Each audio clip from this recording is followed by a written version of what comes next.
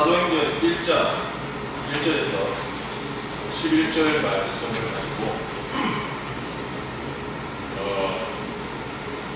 수요일 저녁이니까 사도행전을 한번 같이 한번 쭉 한번 살펴보는 시간을 좀 가지려고 합니다. 제가 지난번에 한번 그 말씀을 들었던 기억이 납니다. 액체 29하고 그래서 이제 우리가 사도행전 29장을 누가 써야 되는 내가 써야 된다 그런 말씀 드렸는데, 그러면 우리가 사도행전이 어떤 뜻인지 우리가 알아야만 어떻게 이렇게 하나님께서 우리를 통해서 역사하시는 우리가 기본적으로 사도행전을 통해서 우리가 알고 그걸 깨달고 난 다음에 우리가 이제 어떤 삶의 행동을 해야 된다는 걸 알 수 있게 되는 거, 수요일날 사도행전을 시작해 보려고 합니다. 그래서 과연 하나님께서 나에게 원하시는 하나님 나라 또한 복음이란 무엇인가 한번 우리가 다시 한번 생각해 보겠습니다. 히브리서 4장 12절에 보면 이런 말씀이 있습니다.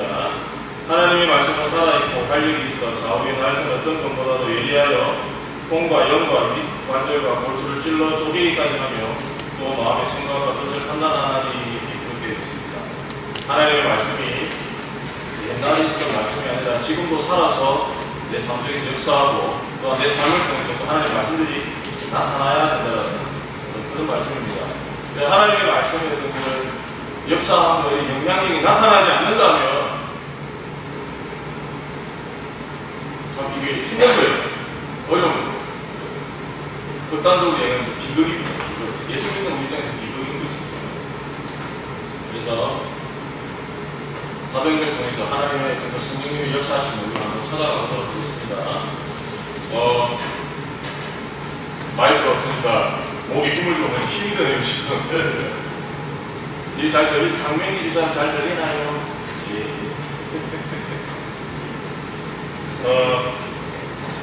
첫 장을 시작하니까 서론적인 부분에 대해서 우리가 좀 같이 공유를 해야 되는데, 사도행전 서론을 공유하기에는 너무나 방대한 내용이어서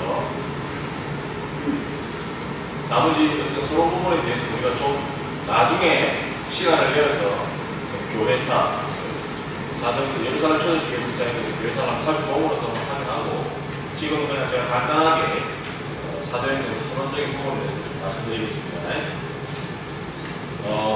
사도행전은 우리가 잘 알다시피 오늘 본문에도 나와 있지만 누가 기록을 했냐면 누가가 기록했습니다. 누가 기록했다고요? 누가 기록했다고 누가 했는데, 혹시 인터넷 스마트폰을 보시면 흥해라는 혹시 아무도 모르시는 분들이 있고 다음에 한번 제가 누가가 기록했습니다. 누가가 기록했고, 사도행전은 누가복음 다음으로 연결해서 써여진 책이 바로 사도행전입니다.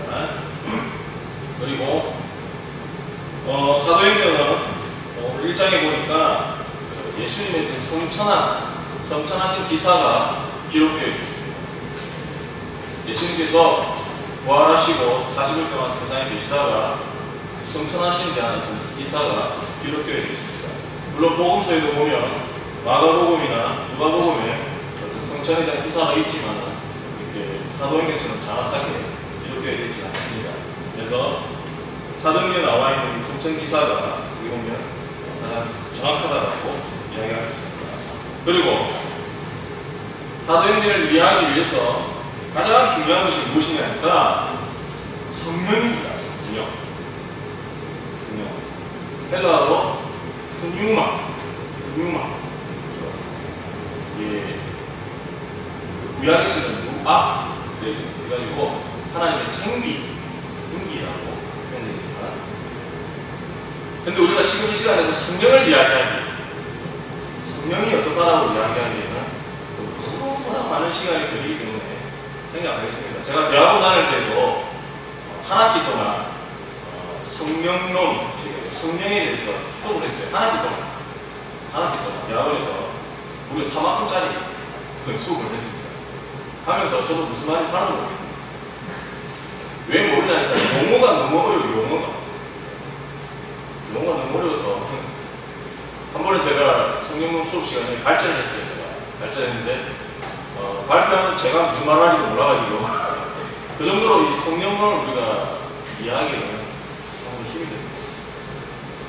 그래서 제가 이 성령에 대해서 손쉽게 우리가 읽을 수 있는 내용이 없을까 생각해서 책을 뒤져보니까 오늘의 교회 송기철 장로님이라고 계세요. 들어보셨나요? 송기철 장로님이 쓰신 알고 싶어요 성령님이라는 책이 있어요. 여러분 혹시 재력이 되시면 구입해서 한번 읽어보시기 바랍니다. 그러면 거기에 성령에 대해서 이렇게 잘 이해하기 쉽게 기록되어 있습니다. 근데 제가 그 책을 봐도 모르겠더라고요. 왜 모르냐니까 내용이 어려워서 모른다는 게 아니라 그 내용을 보면서 나의 삶을 결부시켜 보니까 경험하지 못한 것들이 있더라고요. 성령님이라는 것이 힘듭니다. 어찌됐든 우리가 이제 사도행전을 우리가 계속 살펴가면서 성령님에 대해서 한번 살펴보도록 하겠습니다. 오늘도 제목도 뭐였습니까?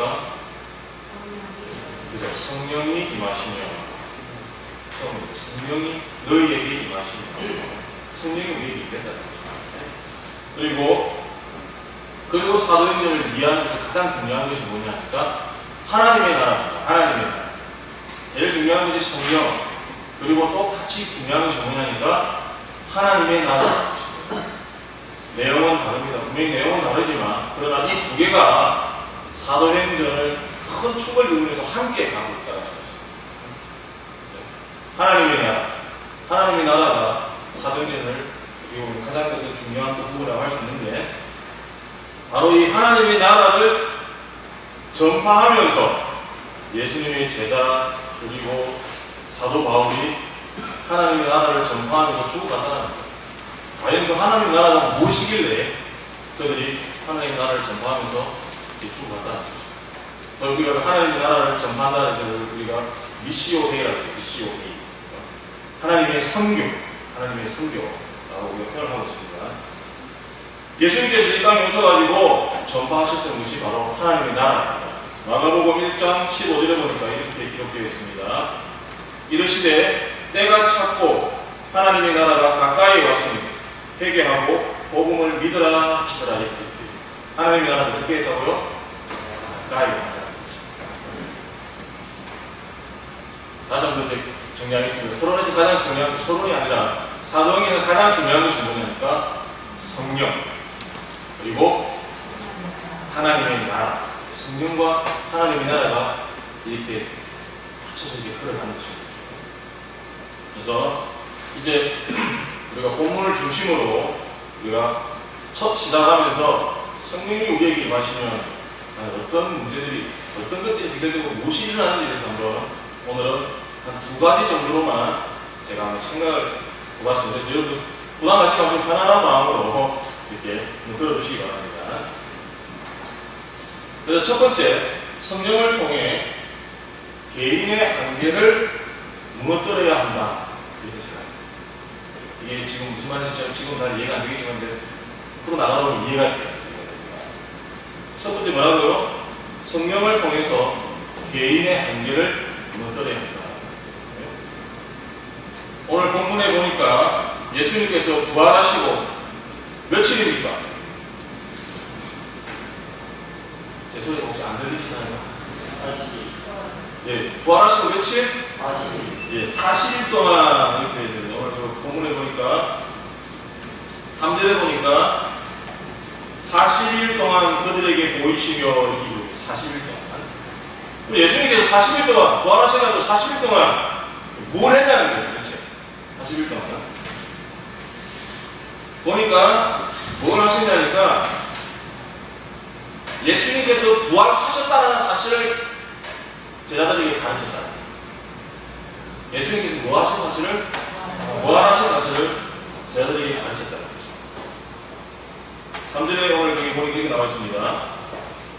그가 고난 받으신 후에 또한 그들에게 확실한 많은 증거로 친히 살아계심을 나타내사 친히 살아계심을 나타내셨다라고 이야기하고 있습니다. 누가복음 24장 13절에서 49절 쭉 내용을 보면 엠마오로 가는 제자들에게 예수님께서 나타나서 그들에게 보이셨습니다. 그리고 그들에게 이렇게 말씀하십니다. 누가복음 24장 39절에 내 손과 발을 보고 나인 줄 알라. 또 나를 만져보라. 영은 살과 뼈가 없어되 너희 보는 바와 같이 나는 있느니라. 이렇게 예수님께서 부활하고 40일 동안 제자들에게 예수님께서 부활하심을 직접 보여주고 계십니다. 또한 요한복음 20장에도 보면 제자들에게 나타나심을 보여주시면서 우리가 잘 알고 있는 게 있죠. 도마에게 하신 말씀. 너는 나를 본고로 믿느냐? 나는 보지 못하고 믿는 자들은 복되다. 이렇게 기록해요. 도마에게 직접 보이시면서 예수님께서 이렇게 40일 동안 제자들에게 하신 것은 예수님의 부활하심을 직접 보여주고 계시다는 것입니다. 두 번째는 뭐냐니까 뭘 가르치냐니까 하나님의 나라의 일에 대해서 가르치셨다. 이렇게 기록하고 있습니다. 오늘 본문 3절에 계속해서 읽어보면 하나님 나라의 일을 말씀하십니다. 이렇게 기록되어 있습니다. 하나님 나라의 일을 말씀하십니다. 오늘 제가 이 부분에서 조금 생각해야 될 건 뭐냐면 예수님께서 부활하시고 40일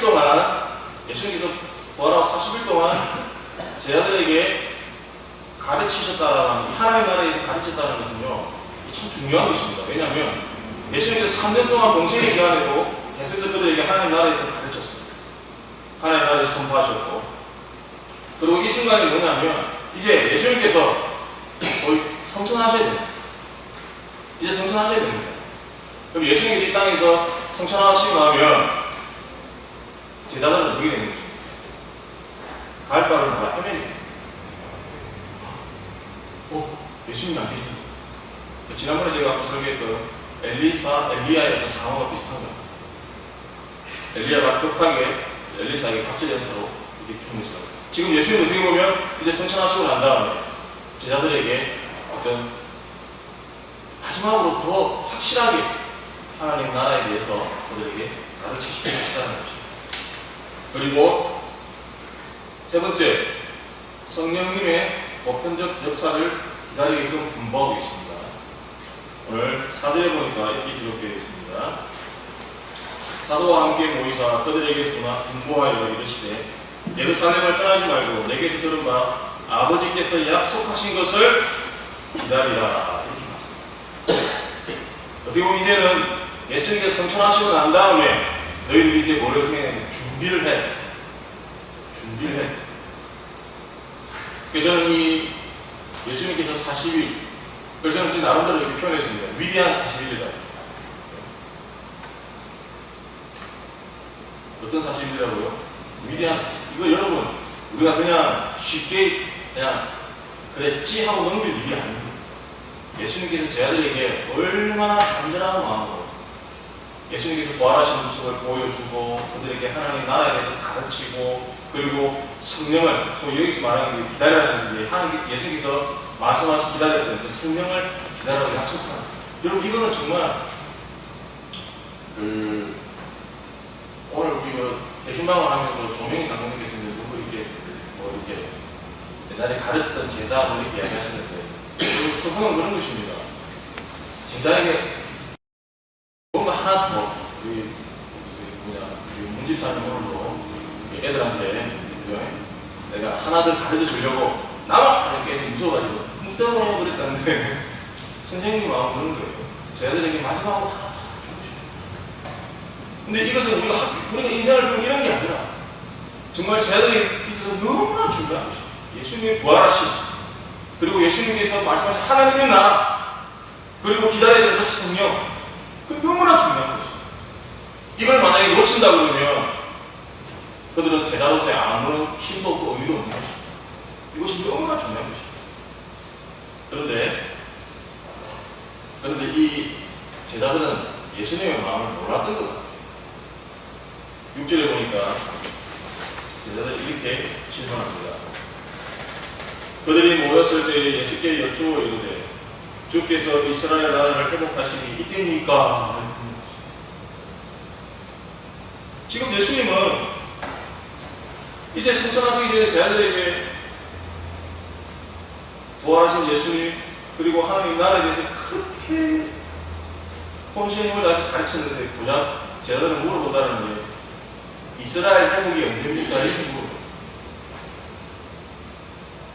완전히 이거는 진짜 잘못 가도 한참 잘못 가고 있는 거죠.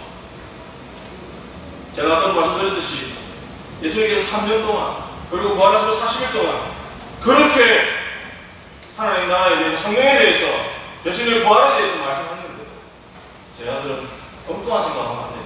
엉뚱한. 그래서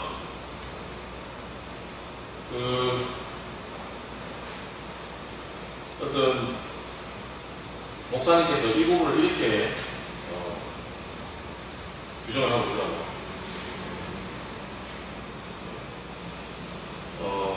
자기 중심적 편의주의라고 규정을 했어요. 자기 중심적 편의주의. 예수님께서는 열과 성령을 다해서 그렇게 가르치시는데 정작 듣고 배워야 될 제자들은 너무나 엉뚱한 소리를 하고 있어요. 내 하고 싶은 생각대로 내 마음대로 생각하는 거예요. 예수님 그거 필요 없어요. 제 하고 싶은 대로 할 거예요. 제가 조금 약간 좀 극단적으로 표현을 하고 있습니다. 지금 우리는 신앙생활을 하면서 자기 중심적인 신앙생활이 너무나 많아요. 소위 내 것이 맞고 당신 것은 틀리다. 절대적으로 자기 중심적인 신앙을 합니다. 교회 같은 데 가보면 제 교회 같은 데 가면 죄송하지만 민감한 부분입니다. 교회 같은 데 가면 참 많은 문제들도 있습니다. 전체적으로 문제가 있고 또한 개인적으로 참 많은 문제들을 안고 있습니다. 근데 정작 본인도 문제를 안고 있어요. 본인도 문제를 안고 있는데 본인의 문제는 안 보이고 상대편의 문제만 눈에 들어오는 거예요. 그래서 다시 이야기합니다. 열심히 하세요 이렇게 이야기해요. 근데 우리는 항상 자기 자신을 가리켜. 예수님께서 뭐라고 말씀하셨습니까? 내 속에 별복, 상대방의 희망을. 항상 우리는 나의 시각, 나의 생각, 나의 안목에서만 생각하고 해석한다는 거죠. 오늘 제가 첫 번째 질문을 뭐라고 이야기했습니까? 개인의 한계를 무너뜨려야 한다는 거죠. 개인의 한계를 무너뜨려야 한다. 여러분 성령이 임하시고 성령의 능력이 임하면 바로 이 개인의 한계가 무너지는 것입니다. 그러나 성령의 능력이 임하지 않으면 개인의 한계는 절대로 무너지지 않습니다. 오늘 여기 제자들 보시기 바랍니다. 제자들. 예수님께서 그렇게 그들에게 하나님의 나라를 가르치고 성령을 가르치고 부활하신 모습을 직접 보여주면서 너는 보고 믿느냐 보지 않고 믿느냐 복되다고 그렇게 말씀하셨는데 그들은 무슨 질문하고 있습니까? 이스라엘의 나라가 회복이 언제 됩니까? 이거 물어보고 있습니다. 여러분 성령의 능력이 임해야만 개인의 한계를 무너뜨릴 수 있다는 것입니다.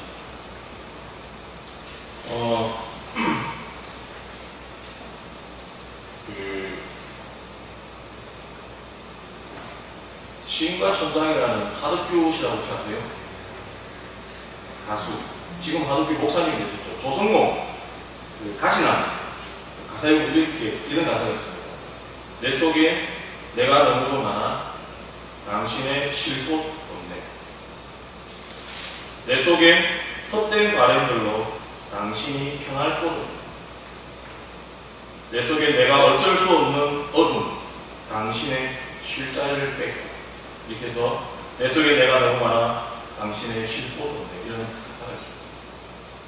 여러분 내 속에 내가 너무 많아요.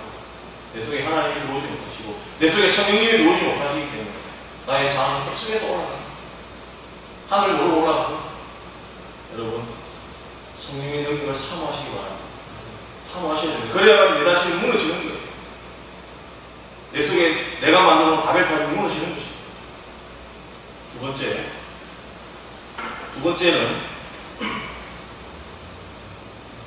문화적 한계, 소위 지정학적 한계를 무너뜨리자라고 제가 한번 규정을 해봤습니다. 오늘 우리가 이거 보면 8절에 보면 이런 말씀이 있습니다. 오직 성령이 너희에게 임하시면 너희가 권능을 받고 예루살렘과 온 유대와 사마리아와 땅끝까지 이르러 내 증인이 되리라 하십니다. 이렇게 얘기해요. 우리가 이 본문은 거의 다 외우고 계시죠? 한번 해볼까요? 지금 해보자 그러니까 표정이 묻어가지고요. 뒤에 지금 나와. 예. 오직 성령이 너희에게 임하시면 너희가 권능을 받고 예루살렘과 온 유대와 사마리아와 땅끝까지 이르러 내 증인이 되리라 하십니다. 예. 너무나 잘 아는 말씀입니다. 여기서 말하는 권능이죠, 권능이 그 헬라어 듀나미스, 그죠? 듀나미스가 파생돼서 다이나마이트, 그죠? 그리고 다이나마이트에서 더 파생돼서 나온 말이 다이나믹. 이거 잘 압니다. 이 정도까지 너 다 알고 있는 이야기거든요. 세상 끝까지. 근데 오늘 이 본문 속에 딱 눈에 들어오는 한 지역이 있습니다. 그게 어디입니까? 네, 사마리아입니다. 사마리아.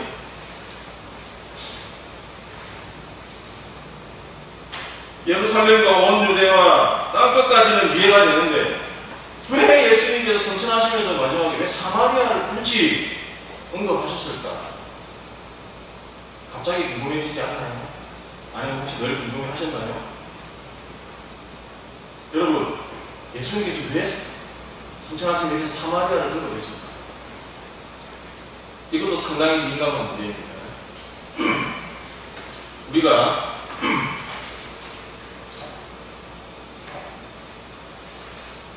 사마리아에 대해서 한번 우리가 생각을 좀 해봐야 될 부분이 있습니다. 열왕기하 17장 24절에서 41절까지 내용입니다. 안 찾았던 나중에 기록하시다 집에 가서 한번 찾아보시기 바랍니다. 아수르가 북이스라엘을 멸망시키고 무슨 일을 하냐면요, 거의 통혼 정책 썩는 거죠. 사람들을 섞어버려요. 그러면서 섞어버리면서 그들에게 뭘 가르치냐니까 아수르에서 있는 우상을 섬기기. 그 성경과 5대 제국이라는 책이 있습니다. 여기 보면 아수르 바로 가장 소위 못됐다고 할 수 있는 나라는 아수르, 바벨론, 그 다음에 페르시아는 오히려 괜찮은데 아수르는 정말 나쁜 사람. 그래서 어떻게 보면 북이스라엘을 완전히 이 땅에 없는 나라로 만들어버려요. 그러다 보니까 이 소위 남유다 유대인들은요 상당히 그 순수 혈통에 대해서 그들은 얼마나 민감해요. 그러니까 우리는 오로지 정통 하나님께 선택받은 백성이고, 사마리아 여인들은 제가 설교 전에 이런 표현을 썼는데 그거는 쓰레기예요. 쓰레기. 그래서 갈릴리에서 예루살렘으로 사람들이 이렇게 성전을 향해서 예배드리러 갈 때, 갈릴리에서 예루살렘으로 갈 때 사마리아를 거쳐가면 금방 갈 수 있어요. 그런데 이스라엘 사람들은요, 이 사마리아를 둘러서 먼 베레아를 통해서 예루살렘으로 갑니다. 의도적인 거예요. 사마리아를 피해서 예루살렘을 가는 거예요. 그리고 우리가 이렇게 유대인들은 사마리아인들을 싫어했어요. 천하고. 그런데 예수님은 어땠습니까? 요한복음 4장의 수가성 내용 우리가 잘 알고 있습니다.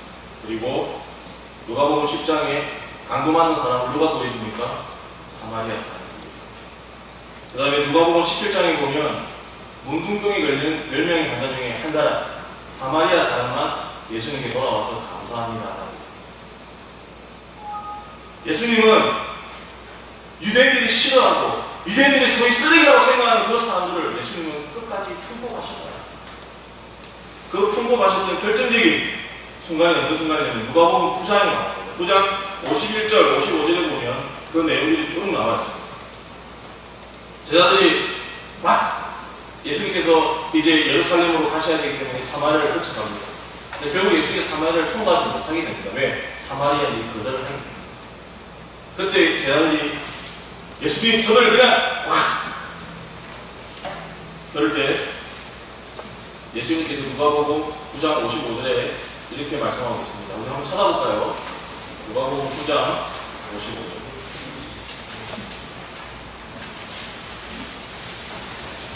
54장 55절 같이 한번 읽어보겠습니다.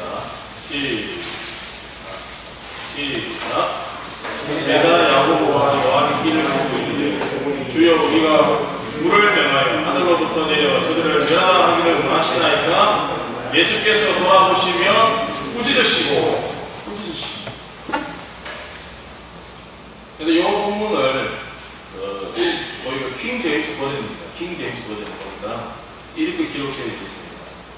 꾸짖으시고 말씀하시기를 너희는 어떤 영에 속해 있는 줄을 모르고 있다. 어떤 영에 속해 있는 줄 모르고 있다.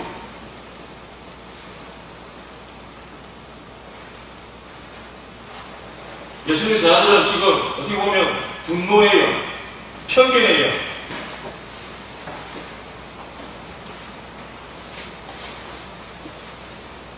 소위 집단, 맹목적 어떤 그런 생각을 가지고 그러죠.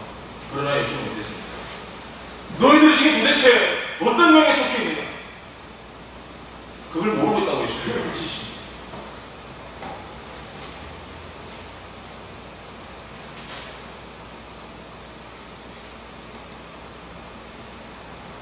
그래서 이 부분을 누가 이렇게 기록했습니다. 사마리아를 욕하는 너희 마음이 바로 사마리아다. 사마리아를 욕하는 너희 마음이 사마리아.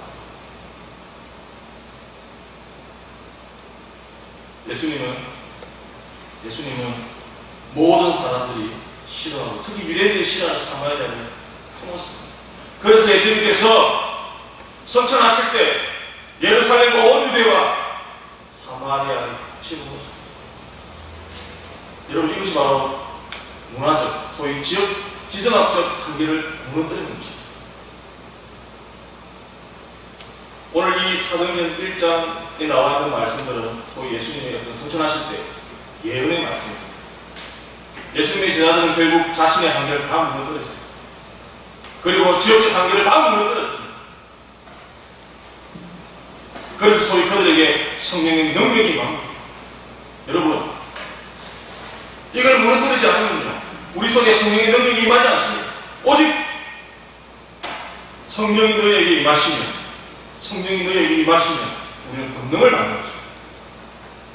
근데 이 권능을 받기에 내 속에 내가 너무 많아. 그리고 지역적 한계를 넘지 못합니다.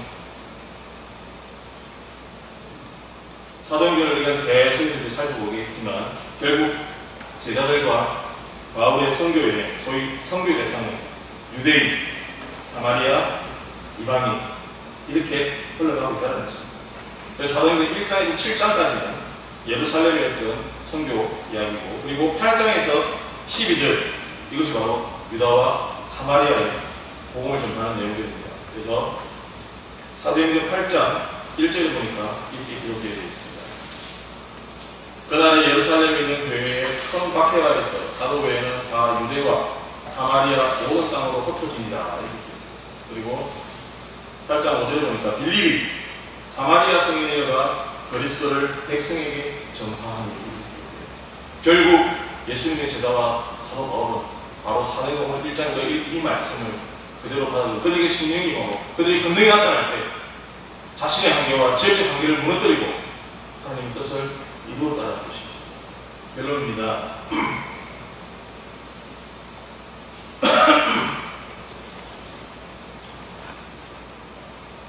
성령의 능력을 통하여서 권능을 입어 먼저 자신의 한계를 넘어야 하고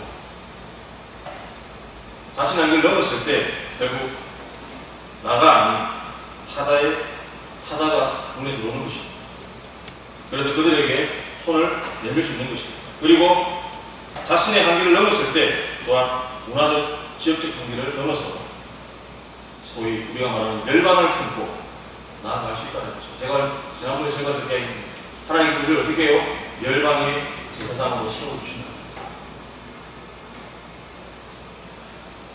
하나님께서는 지금 우리에게 성령의 능력을 주십니다. 그래서 지금 우리가 넘어야 할 것들을 넘을 수 있게 도와주신다는 것입니다. 여러분, 이것들을 넘었을 때 우리가 하나님의 능력을 나타내고 하나님의 권능을 나타내는 것입니다. 지금 우리가 고난주간을 지금 보내고 있습니다. 많은 분들이 지금 고난주간에 새벽 기도에 동참하고 열심히 기도하고 있습니다. 이것들이 다 자기의 한계를 무너뜨립니다. 더 성령의 은혜를 사모하시기 위해서 기도하셔야만이 하나님께서 해주시는 겁니다. 내가 한번 은혜 받았으니까 이걸로 그냥 쭉 가겠지 생각하지 마십니다. 성령님은 계속해서 우리에게 말씀하십니다. 그리고 우리는 계속해서 성령의 은혜를 사모해. 그럴 때 우리는 우리 자신을 계속해서 무너뜨리고 또한 우리의 모든 한계를 다 넘어갈 수 있다는 거죠. 사도님 말씀을 통해서 이제 하나님께서 나에게 무엇을 원하는지 이렇게 알아가고 있습니다. 정말 우리 성광교회와 성도님들이 하나님의 능력을 나타내는 능력 있는 멋있는 살아있는 하나님의 귀한 성도 되기를 간절히 소원합니다. 기도드리겠습니다. 하나님 감사합니다. 참으로 우리의 모습이 부족하고 연약합니다. 아니 이제는 내 속에 내가 너무 많아. 하나님의 자리를 빼앗을 때가 너무나 많습니다. 하나님, 우리에게 성령의 능력을 부어 주시옵소서. 그래서 내 자신이 무너지게 하여 주시옵소서. 그리고 하나님께서 우리에게 허락하신 세상을 바라볼 수 있도록 하나님 능력을 허락하여 주시옵소서. 우리 원성과 함께 성도님들 이를 위해서 더욱 하나님의 기도하며 나아갈 수 있도록 하나님 역사하여 주시옵소서. 그래서 하나님 앞에 올바로 세워지는 당신의 귀한 정도 될 수 있도록 하나님 축복하여 주시옵소서. 고난주간입니다. 하나님, 예수님의 그 십자가를 깊이 묵상하는 우리가 될 수 있도록 하나님 축복하여 주시옵소서. 예수님 이름으로 감사함을 드려드렸습니다.